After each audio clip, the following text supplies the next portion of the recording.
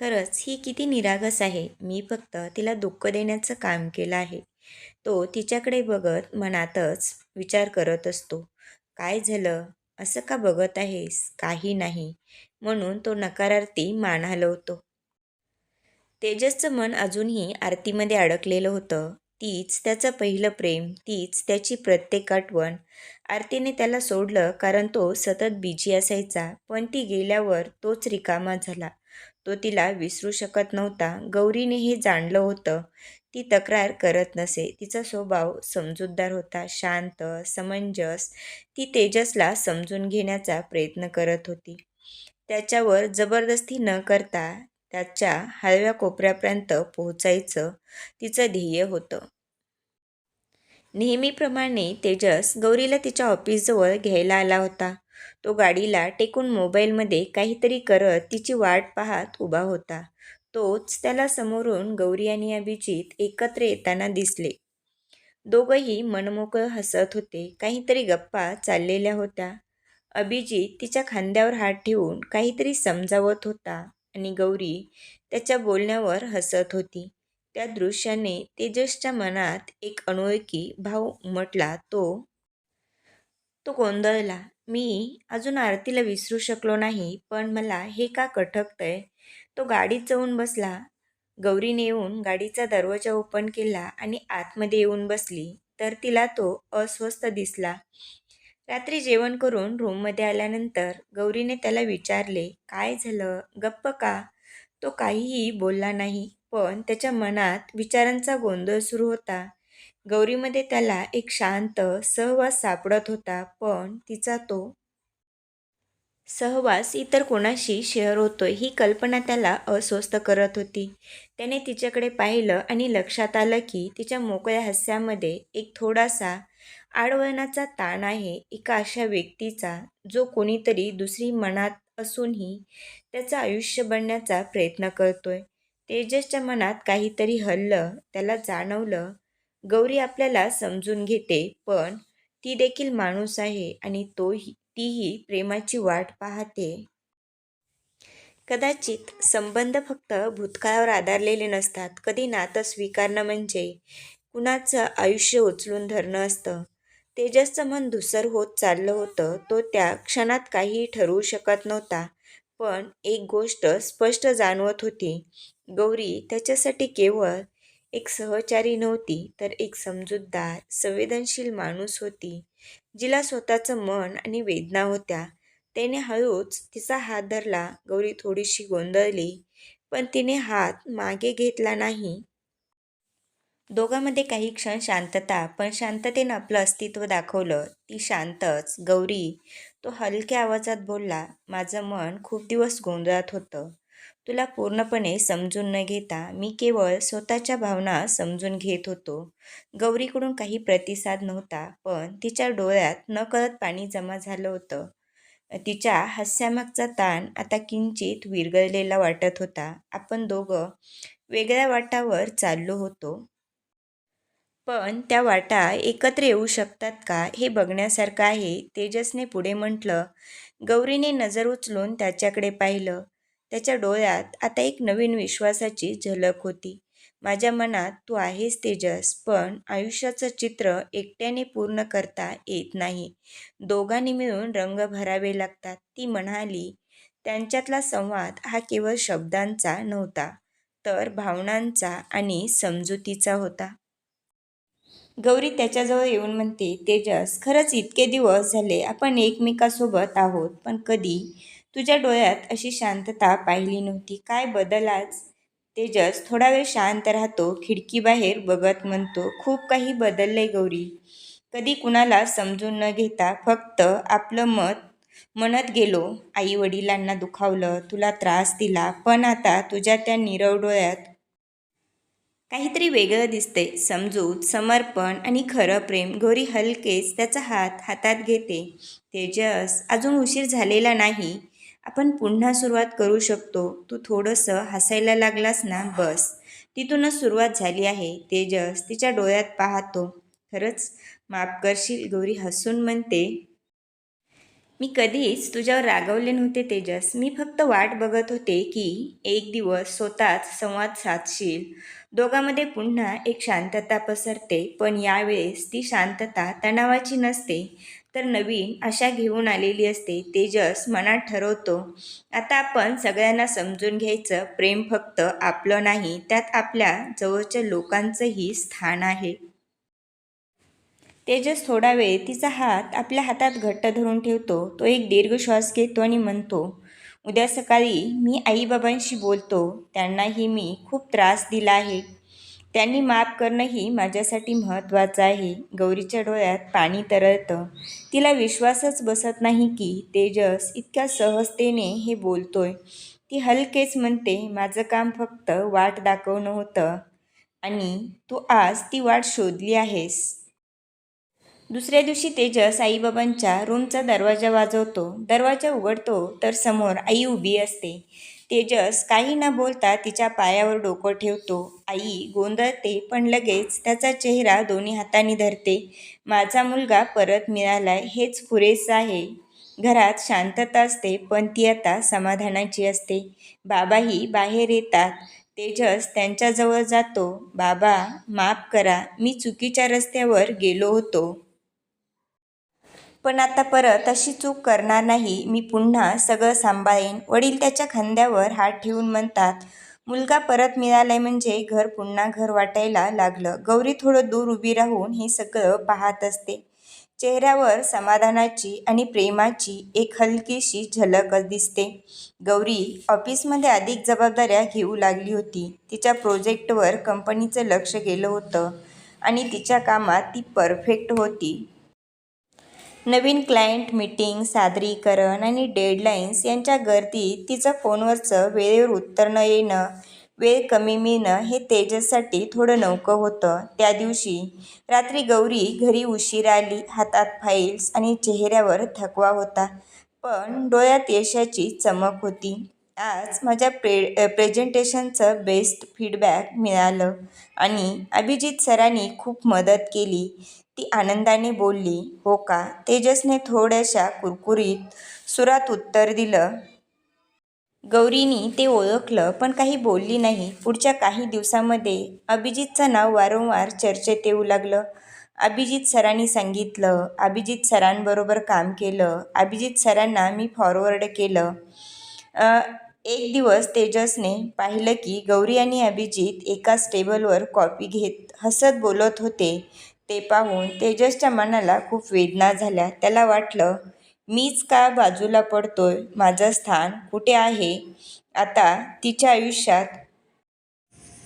मनात येऊन गेलं, नेहमी माझ्यासोबतच असं का होतं? कुठेतरी भूतकाळातील खपली निघाल्यासारखं वाटत होतं. त्या रात्री तो फारसा बोलला नाही. गौरीने विचारलं, काही झालंय का? नाही, तसं काही नाही, थोडं थकलोय फक्त. त्याने टाळून उत्तर दिलं, पण मनात शंकेची एक किरकोळ रेष उमटली होती. अभिजित आणि गौरी ही कल्पना त्याला अस्वस्थ करत होती. पण दुसऱ्या दिवशी सकाळी गौरीने त्याच्यासाठी गरम कॉफी बनवून त्याच्याजवळ आणली. हसत म्हणाली, तू शांत झालास ना? की मी शांत होते. बाकी ऑफिसचं आहेच, पण घरी मी गौरी तेजसच आहे, अभिजित नाही. तेजस हसला, पण त्याला समजलं, नातं टिकवायचं असेल तर संवाद हवा, विश्वास हवा आणि मनातलं बोलून टाकणं हाच नात्याचा खरा आधार आहे. तेजसच्या मनात वादळ थांबलेलं नव्हतं. गौरीने स्पष्ट बोलून ही तिच्या आणि अभिजितच्या वाढत्या मैत्रीचा विचार त्याला सतत कुरतडत होता. प्रत्येक वेळी तिचा फोन वाजला की त्याचं लक्ष नकळत तिथे जात होतं. ती हसत बोलताना दिसली की त्याच्या मनात तोच असेल का हा प्रश्न डोकं वर काढायचा. आई बाबा गावी गेल्यामुळे दोघेच होते. रविवारचा दिवस होता. दोघं एकत्र नाश्ता करत होते, पण वातावरणात जरा गारवा होता. तेजसने मनाची खूप तयारी करून भीत शेवटी मनातली शंका गौरीला बोलून दाखवायचं ठरवलं आणि तो बोलू लागला. गौरी, एक विचारू का? तेजसने शांतपणे विचारलं. हो, विचार ना. तुला अभिजित आवडतो का? म्हणजे तसं आवडतो का? गौरी काही क्षण स्तब्ध झाली. नाश्त्याचा घास अर्धवट राहिला. तिने त्याच्याकडे रोखून पाहिलं. तिला त्याच्या डोळ्यात भीती दिसत होती, पण कशाची? बहुतेक भूतकाळात घडलेल्या घटनांची. तेजस, तुला खरंच वाटतं का की मी असं काही करेन? तू ज्याच्यावर विश्वास ठेवायला हवा त्याच्यावर शंका घेशील? घडलेल्या घटनांमुळे तू आणखी घाबरतो आहेस, पण तू माझा श्वास आहे. श्वासाशिवाय मी कशी जगू शकते? तेजस थोडा गोंधळला. त्याला समजत नव्हतं की तो दोष देतोय की फक्त उत्तर शोधतोय. माफ कर, पण जेव्हा तू सतत त्याच्याबद्दल बोलतेस तेव्हा वाटतं की मी मागे पडतोय. तो म्हणाला. गौरीने त्याचा हात हातात घेतला. हो अभिजित माझा चांगला मित्र आहे, पण त्याच्या डोळ्यातही स्पष्ट दिसतं की तो माझा फक्त सहकारी आहे. आणि मित्र म्हणूनच आहे. त्याला माहीत आहे की माझं आयुष्य तू आहेस. तेजस, मला माहिती आहे भूतकाळात घडलेल्या घटनांमुळे तुला भीती वाटते, पण विश्वास ठेव माझ्यावर. तेजसने अवेगाने तिला मिठी मारली आणि त्यांनी आपल्या डोळ्यातील अश्रूंना वाट करून दिली. गौरीने त्याच्या केसातून हात फिरवून त्याला शांत करू लागली. सॉरी गौरी, पण मला खूप भीती वाटत होती म्हणून मी बोललो. अरे ठीक आहे ना, तू तुझ्या मनातील शंका बोलून दाखवलीस. आपल्या मनातील प्रश्न विचारल्याने मन मोकळं होतं. वाईट नको वाटून घेऊ, गौरी त्याला म्हणते. त्याच दिवशी संध्याकाळी अभिजित घरी आला. त्याने सहज पण ठाम स्वरात तेजसकडे पाहून म्हटलं, तेजस, मला तुझ्याबद्दल नेहमीच आदर होता. गौरी ही एक चांगली सहकारी आहे आणि मी तिची मेहनत ओळखतो, पण तिचं मन तुझ्यात गुंतलेलं आहे आणि मी तसं काही करण्याचा विचारही करू शकत नाही ज्यामुळे तुमच्या नात्याला तडा जाईल. तेजस शांत झाला. त्याच्या मनातील शंका हळूहळू विरघळली. कधीकधी नात्यात गैरसमज हे अधिक मोठे रूप धारण करतात, पण संवाद आणि विश्वासाने ते मिटवता येतात, हे त्याला उमजलं. गौरी आणि तेजसचं नातं आता पुन्हा नव्याने अधिक घट्ट झालं होतं. त्या दिवसानंतर तेजस आणि गौरीने एक गोष्ट ठरवली. कितीही काम असलं तरी, कितीही धावपळ असली तरी आठवड्यातून एक दिवस फक्त आपल्यासाठी. मोबाईल बाजूला, ईमेल्स बंद, ऑफिसचं नावही नको. एकमेकांना ऐकायचं, समजून घ्यायचं आणि पुन्हा एकमेकांमध्ये गुंतायचं. तेजसनं त्याचं जुनं प्रोजेक्ट पुन्हा सुरू केलं, जिथे तो स्वतःचं छोटं डिझाईन स्टार्टअप उभारण्याचा विचार करत होता. गौरी त्याला टेक्निकल स्ट्रक्चरमध्ये मदत करत होती. ते आता फक्त जोडीदार नव्हते, तर एकमेकांचे खरे पार्टनर्स झाले होते, आयुष्याचे आणि स्वप्नांचेही.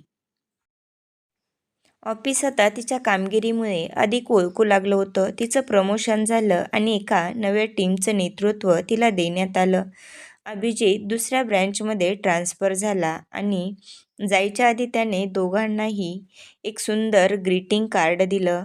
कधीकधी मैत्रीतून खूप काही शिकायला मिळतं. तुमच्याकडून विश्वास काय असतो हे शिकायला मिळालं. या नात्याला सलाम. गौरी आणि तेजस दोघं शांत हसले. नात्यात जर संवाद, पारदर्शकता आणि थोडासा स्पेस असेल तर गैरसमजाचं काय काम? एका रविवारी दोघं समुद्रकिनारी बसले होते. तेजसने तिच्या हातात हात घेतला. गौरी, तो म्हणाला, आपण इतकं शिकत गेलो की प्रेम म्हणजे केवळ भावना नव्हे तर एक टीमवर्क असतं. तू माझं जग समजून घेतलंस आणि मी तुझं. आपण दोघं मिळून जे उभं करत आहोत ते खऱ्या अर्थानं आपलं आहे. गौरी त्याच्याकडे पाहून हसली. आपलं नातं म्हणजे एक सुंदर प्रोजेक्ट आहे. सतत अपडेट्स घेत राहणं, इरर हँडलिंग करणं आणि शेवटी एक परिपूर्ण व्हर्जन तयार करणे. त्या संध्याकाळी त्या दोघांचं नातं अधिक मजबूत झालं. फक्त प्रेमावर नाही तर विश्वास, संवाद आणि सामंजस्यावर उभं असलेलं. तेजस आणि गौरी दोघांच्याही आयुष्यात नवे क्षण उगम पावतायत. एका रविवारी संध्याकाळी तेजस तिला म्हणतो, आज मी तुझ्यासाठी एक सरप्राईज ठेवला आहे. काही विचारू नकोस, फक्त तयार हो. गौरी हसते. सरप्राईज? आणि तू? बघूया. संध्याकाळी सूर्य मावळतीला चाललेला असतो. आकाशात केशरी आणि जांभळ्या रंगाची छटा पसरलेली असते. तेजस तिला खोपोलीच्या एका छोट्या डोंगराळ भागात घेऊन जातो, जिथं समोर हिरवळ, मागे पर्वत आणि खाली एक लहानसा ओढा वाहत असतो. तिथे टेबल लावलेले असतात, कापराच्या दिव्यांनी सजवलेले, फुलांनी भरलेले. दोघं बसतात. गौरी थोडं स्तब्ध होते. हे सगळं इतकं सुंदर आहे तेजस. तेजस हसतो. तुझ्या हास्यापेक्षा सुंदर काहीच नाही. पण आजचा क्षण तुझ्यासाठी आहे. हवा मंद वाहते, झाडांची सळसळ, पण पक्ष्यांचे आवाज आणि त्या शांततेत फक्त त्यांच्या हृदयाचे ठोके ऐकू येत होते. डिनर सुरू असताना तेजस तिला एक छोटीशी डायरी देतो. ही आपल्या नव्या प्रवासाची सुरुवात आहे. दर महिन्याचं एक पान, आपल्यासाठी खास आठवण लिहायची. शेवटी बघू आपली कथा किती सुंदर झाली. गौरी भावूक होते. तुला कधी इतकं समजूतदार, इतकं आपुलकीचं पाहिलं नव्हतं तेजस. आज खरंच वाटतंय प्रेम हे फक्त बोलण्यात नाही तर कृतीत असतं. तेजस तिच्या हातात हात घेतो. माझं प्रेम उशिरा उमजलं, पण आता त्याला दिशा आणि समज आहे. सूर्यास्ताच्या त्या क्षणी निसर्ग साक्षीदार होता त्यांच्या प्रेमाचा. आता त्यांच्या जीवनाला खरंच एक नवा सूर लागलेला असतो. तेजस आणि गौरी दोघेही भूतकाळांच्या सगळ्या वेदना मागे टाकून एक नवीन सुरुवात करत असतात. त्या सुंदर डिनर डेटनंतर काही दिवसांनी गौरी एका शांत सकाळी तेजसला म्हणते, आपण दोघं मिळून आता फक्त आयुष्य जगायचं नाही तर सुंदर बनवायचं आहे. तेजस तिच्या डोळ्यात बघतो. हो, आणि त्या सुंदरतेला पण रोजच्या छोट्या छोट्या क्षणात शोधायचं आहे. दोघे एकत्र बागेत झाडे लावायला सुरुवात करतात. घरात हसू, गाणी, गप्पा भरायला लागतात. गौरीला चित्रकलेची आवड असते. ती दिवसभर रंगात रमून जाते. तेजसही आता कामावर जाऊन परतल्यावर फोन न बघता थेट तिच्याजवळ बसतो. एक दिवस गौरी त्याला एक छोटीशी चिठ्ठी देते. तू माझ्या आयुष्यात उगवलेला तो सूर्य आहेस, ज्याने माझ्या सावलीलाही प्रेम द्यायला शिकवलं. तेजस तिच्या कपाळावर एक प्रेमळ चुंबन देतो आणि म्हणतो, आपलं आयुष्य आता आपल्यासारखंच झालंय सुंदर. गौरी आणि तेजस दोघंही सतत एकमेकात गुंतलेले होते, पण त्यांच्या वेळांचा ताळमेळ जुळेनासा झाला होता. काम, जबाबदाऱ्या, थकवा आणि शांततेत लपलेल्या अस्वस्थतेमुळे दोघांमध्ये संवाद कमी होत चाललेला होता. तेजस ऑफिसच्या कामातून रात्री घरी यायचा आणि तोंडातून फक्त थकलोय हेच बाहेर पडायचं. गौरी ही दिवसभराच्या रिपोर्ट्स, क्लायंट, कॉल्स आणि ऑफिसच्या कामामुळे थकलेली असायची. पण तिची थकवा वेगळी होती. तो भावनिक होता. त्या दिवशी ती तशी शांतपणे जेवण वाढत होती. तेजस फोनवर होता. गौरीचं मन विस्कळीत झालं होतं. ती शांतपणे म्हणाली, आपण खूप जवळ असूनही खूप लांब गेलोय तेजस. तेजसने फोन बाजूला ठेवला. तिच्या डोळ्यात साठलेली ओल पाहून काही क्षण तो काही बोललाच नाही. फक्त तिचा हात हातात घेत म्हणाला, माफ कर, आपल्यातलं प्रेम हरवलं नाहीये, फक्त त्यावर धूळ बसलीये. चल ती दोघं मिळून झटकूया. तेजसचे आई वडील सगळं शांतपणे निरीक्षण करत होते.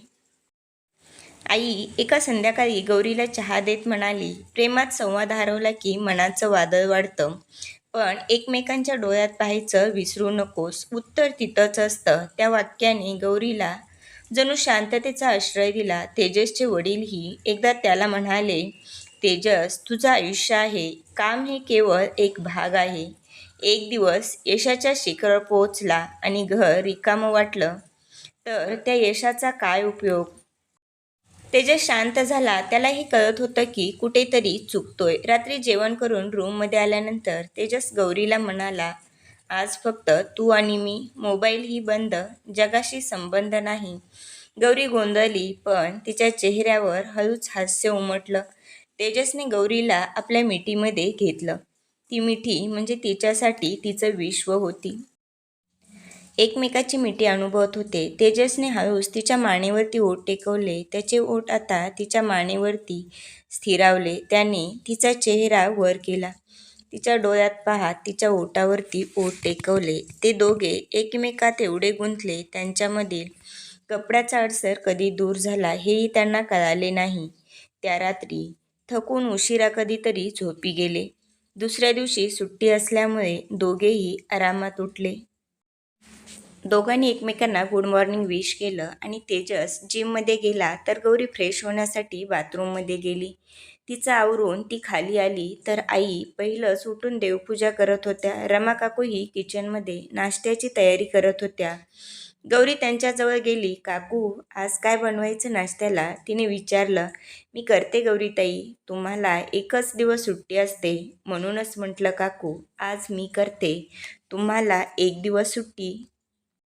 ती हसून म्हणाली, रोज मी तुमच्या हाताचा ट्राय करते, आज तुम्ही माझ्या हाताचा ट्राय करा. ती हसून म्हणाली.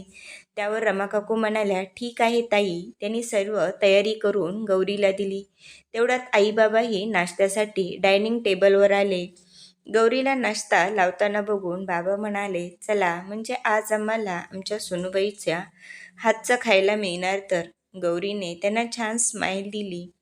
तोपर्यंत तेजसही त्याच्यावरून नाश्त्यासाठी आला. जर तुम्हाला ही कथा आवडत असेल तर कथेला लाईक करा, सबस्क्राईब करा आणि बाजूचे बेल आयकॉन प्रेस करा, म्हणजे नवीन व्हिडिओ टाकलं की सर्वात प्रथम नोटिफिकेशन तुम्हाला मिळेल. धन्यवाद.